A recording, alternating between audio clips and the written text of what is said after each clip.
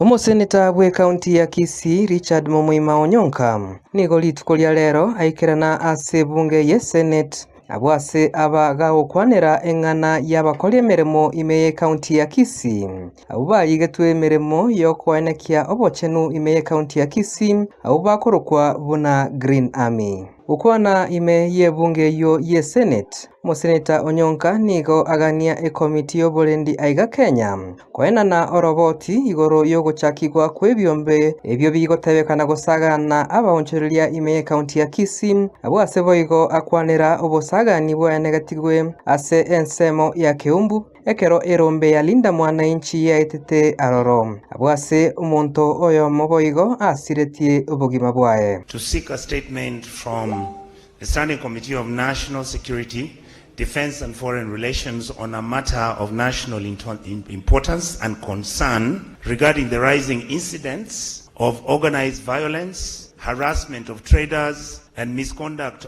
by enforcement units who have been employed by the county government of Kisii.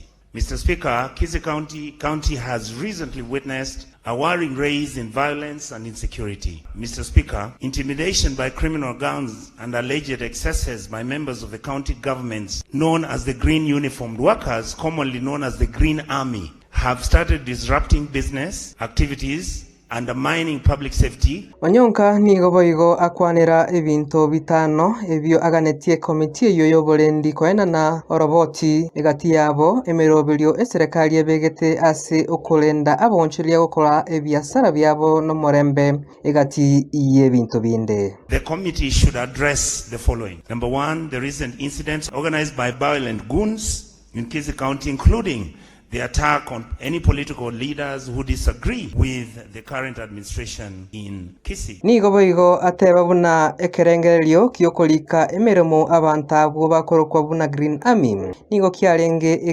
ekiagera nigo abantu abo barenge gochaokonya koenekia obochenu ime county ya Kisii kolende bono nigo ensemo yabo egotebekana buna nigo bagoturubania ebiasara by'abantu ime yomochie okisi.